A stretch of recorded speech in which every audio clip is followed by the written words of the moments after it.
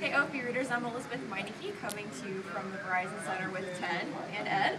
So it's Super Bowl Sunday. Unfortunately, it wasn't so super for the Caps. They just dropped contest to the Bruins, and probably the most tragic part of this is the fact that Brooks had to leave the game with what looks like a knee injury, but we're not sure. Hunter said that they're going to evaluate it. I think it was tomorrow, and then no. So, what's your guys' thoughts on if Brooks is out for any kind of extended length of time? Do they need to make trades, changes? What do you think? Well, I think the Caps are already in the market for another, need at least a second-line center, and I think this might, kind of accelerate the movement. They're going to have to probably pay a little bit more in this market, but it's tough to lose another top forward and expect. They're already the dogfight for one of the last playoff spots in the East. You can't go too long without a true center.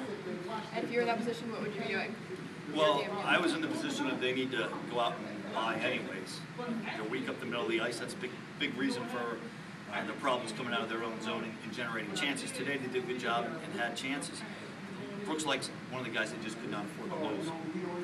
Well, he's so versatile too. I mean, you're also talking about shorthanded minutes that comes into play as well. So you've got to be looking at that when you're looking for anyone else coming in. I think he's 6th overall for the Caps on average time of ice per game, and then 4th overall just time on ice for the season. So that's pretty significant.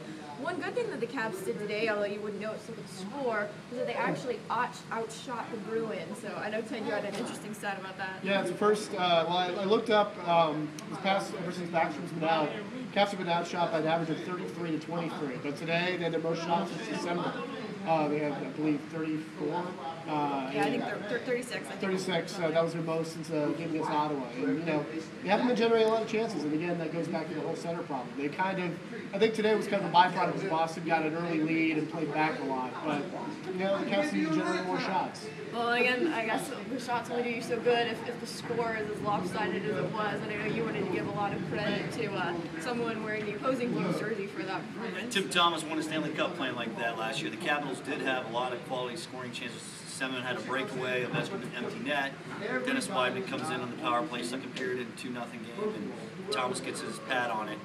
I'm sure there's a lot of guys in the Vancouver Canucks who will give a lot of credit to Tim Thomas. Tim Thomas was very good today, and he was the difference in the hockey game. Hopefully the Capitals will be able to regroup before Tuesday. Again, Brooks' status is supposed to be updated on Monday, so we'll know a little bit more then about what other adjustments will have to be made. Don't forget a big game against Florida. 1 point behind the Panthers heading into Tuesday night. And Caps might be in a dogfight, especially if Blake's out for a while. Well, and let's just hope that Orlov does not take another puck to the face like he did again today. Basically re-injured his nose, so I think Dale Hunter said afterwards that his eyes were watering too much to play. So we'll see if the injury bug can stay away for the next 48 hours. Yeah, I don't think Orlov's going to get a call from GQ magazine this week. But there's always next month. The best news of the week is probably Mike Green skated 4 days in a row. If there's any light at the end of the tunnel, if they can get him back on the back end, that certainly changes the dynamic on the back end. But again, we still come back to that. They're going Thoreau and Acoin, these guys up the middle of the ice right now. They're just really hurt.